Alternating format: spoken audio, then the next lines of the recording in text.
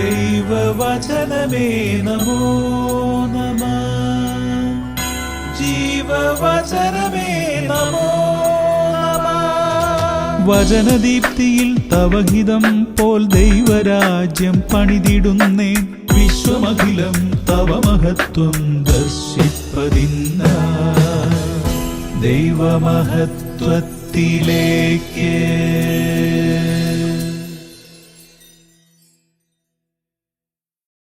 കർത്താവായ ഈശോയിൽ പ്രിയ സഹോദരങ്ങളെ, ദൈവമഹത്വത്തിലേക്ക് എന്ന പ്രോഗ്രാമിലേക്ക് നിങ്ങൾക്ക് സ്വാഗതം.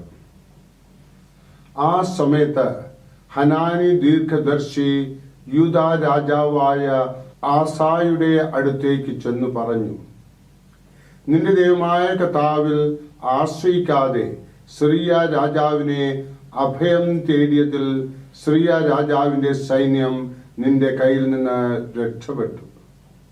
2 ദിനവൃത്താന്തം 16:7. ആപത്ത് കാലത്ത് ആശ്രയമില്ലാതിരുന്നപ്പോൾ നാം മുട്ടിപ്പായി പ്രാർത്ഥിച്ചു.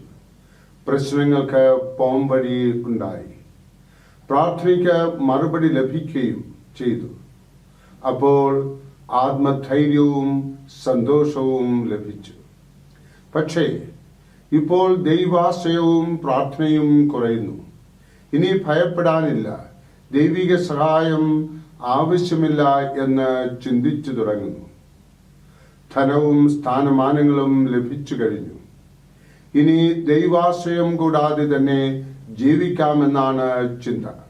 പക്ഷേ ഇത് അബദ്ധമാണ്.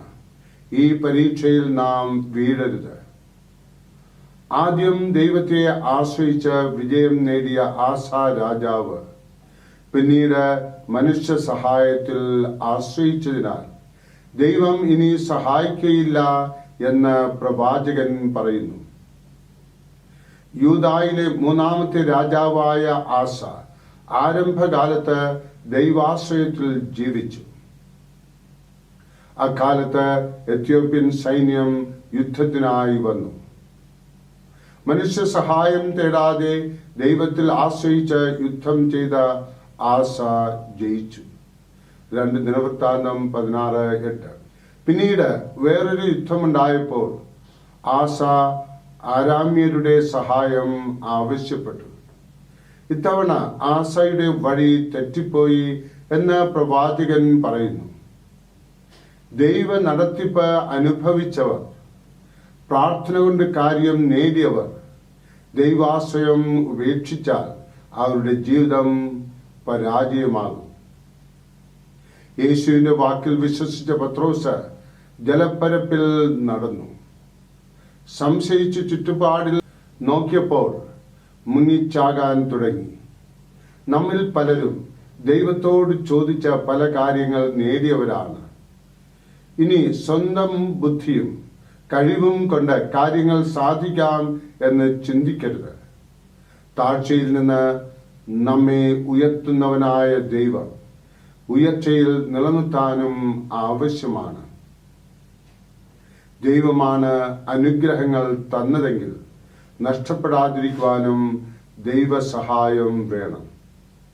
ഈ കാര്യം നമുക്ക് നമ്മുടെ ബോധ്യത്തിലേക്ക് കൊണ്ടുവരാം. കർത്താവായ ഈശോയുടെ അനുഗ്രഹങ്ങൾ കൊണ്ട് നമുക്ക് നിറയാം. പരിശുദ്ധ അമ്മ IMS അമ്മ നമ്മുടെ എല്ലാ കാര്യങ്ങളിലും സഹായി ആയിരിക്കട്ടെ. ആമേൻ.